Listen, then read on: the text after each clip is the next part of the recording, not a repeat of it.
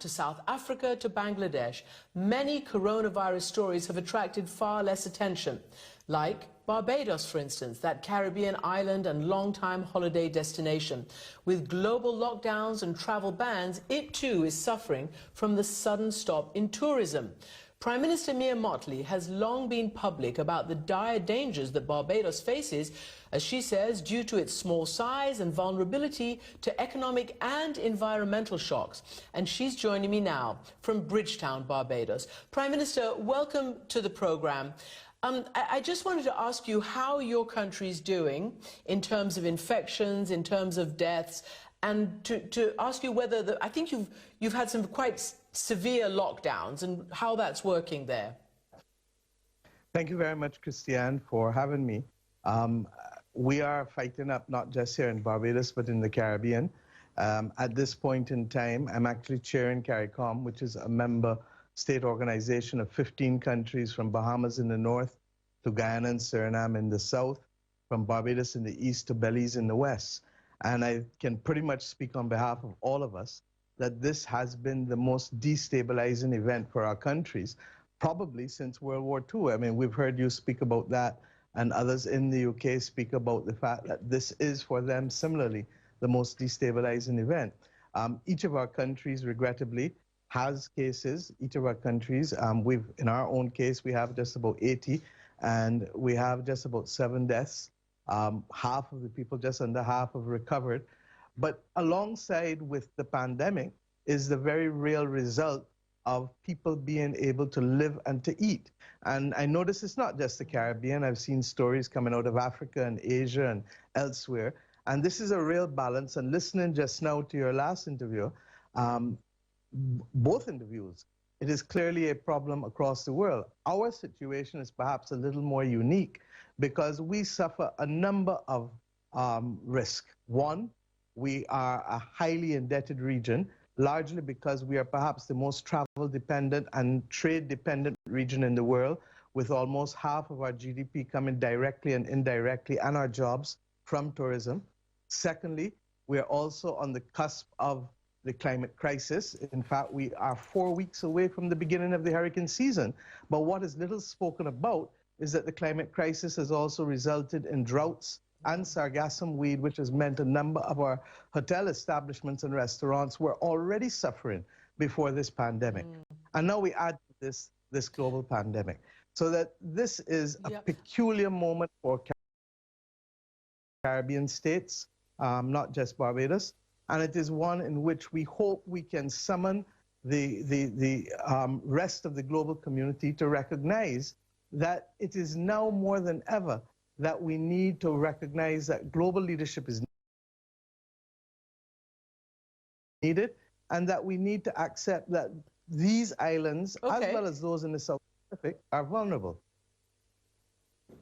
Well, look, I mean, you just heard me talking about global leadership. I just want to get your take as, you know, the Prime Minister of a significant Caribbean tourist destination, just a very well-known island nation there. In general, your big neighbor to the north, the United States of America, generally takes global leadership, whether it's Ebola, as you heard, whether it was the global financial crash of 2008, whatever it might be, it's usually the US. It's been absent on the world stage. Does that make any difference to you in the Caribbean, to you particularly in Barbados? I think it does generally, but I think that beyond the US, it is genuinely a time for all countries to step up and for all global leaders. If there's one thing that I'd like to see coming out of this is a global leadership initiative. Look, 75 years ago, the United Nations was formed on the 24th of October. We used the opportunity of post-World War II to create a number of vital institutions to be able to bring countries together to protect the most vulnerable, the weakest among us. We also used it to create the Bretton Woods institutions, which we're relying on. But we need to repurpose these organizations, and in having a global leadership initiative, make sure that we are really reacting to what is real. We are told that we can access concessional funding or grant funding only if we have historic per capita incomes that are below certain levels. Well, Christiane, that is like telling me that I should use my blood pressure reading from 2 years ago to determine whether I'm vulnerable tonight to a stroke. It's absolutely futile. And we've been carrying on this thesis and argument for over 30 years. We also had problems when the WTO was formed. We recognized, for example, that much of our domestic production would shut down and it would make us more open. When we had 9/11, we had other issues that were imposed on us on a one-size-fits-all prescription. Now we have this pandemic. We need global leadership similar to what we had post-World War II to be able to recognize that we need a plan that protects not just the strongest among us, but also the most vulnerable. And what should we really be spending money on? Does it make sense to continue to build large military constructs when, as a result of a mosquito or a pandemic, our populations can be put at risk? It doesn't make any sense. Does it make sense for us to see wildfires and hurricane floods every year? Doesn't make any sense. You're leading me straight to the sort of reimagining how the world emerges from this crisis. Will there be priorities reorganized? But just before I get to that bigger picture, I want to ask you, you explain how dependent your country is on tourism for all aspects of business and the economy. And just in terms of that vulnerability and the vulnerability of many, many other countries around the world which don't have developed healthcare systems or solid economies, what will happen to you and to regional islands, and even you mentioned Africa and other places, if this pandemic, lasts longer, much longer? Can your healthcare systems survive it? And your economy, your island? I think that's the bigger issue. A number of our healthcare systems are being repurposed in order for us to be able to deal with the issues and to stay ahead of the curve, to use the recent jargon. But really, where we are feeling it more than ever is in the shutdown.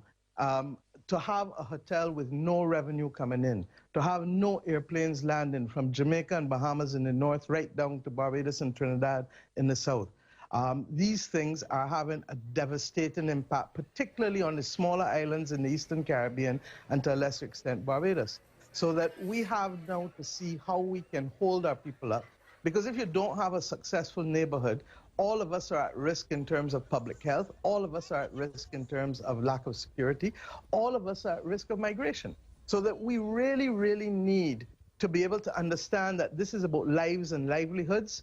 This is about staving off the pandemic, but it's also about keeping people fed and keeping people being able to live.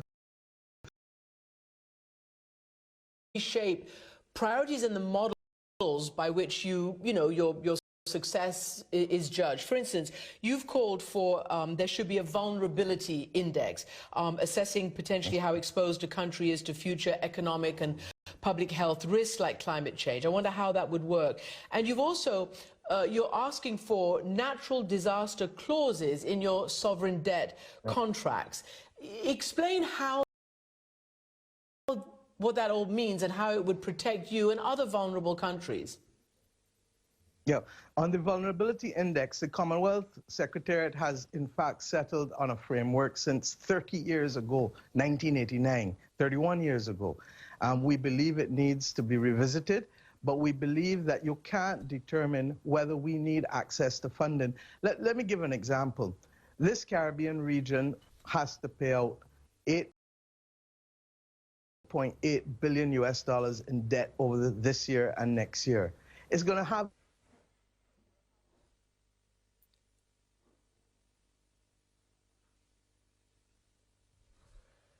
Well, we're having some technical difficulties there with our connection to Barbados.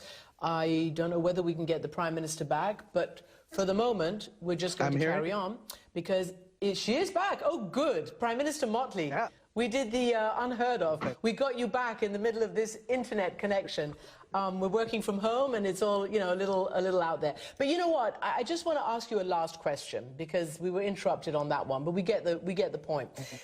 You have also launched an initiative of women leaders to help, people through this pandemic. I wonder whether you're the first female Prime Minister of Barbados, and you've probably seen that a lot of female leaders have been held up of having done a really good job, whether it's the Prime Minister of New Zealand, the Chancellor of Germany, some of the Scandinavian and European countries, and yourself.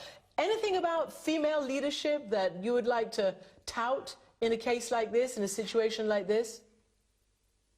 Simply that we care. We care. And we have to care, because in the same way that we want people to take care of the most vulnerable in the household, we want it in the country, and I'm asking you to help us do it internationally. That's why we need a global leadership initiative from Pope Francis and others right back to world leaders. That's why we need to be able to look at our debt and restructure it and repurpose. That's why we need to look and see that moral leadership is important in this world today. And that's why we need to ensure that the Caribbean does not remain invisible and dispensable, nor the South Pacific. Our voices have to be spoken over and over and over to make this point. We shall not tire to do so, because what is at stake is human lives and the wellness and well-being of global civilization, as was envisaged 75 years ago when the United Nations was established. Right. Thank you. Thank you, Prime Minister, for that. Prime Minister Mia Mottley of Barbados, thanks for joining us, especially with that powerful last appeal.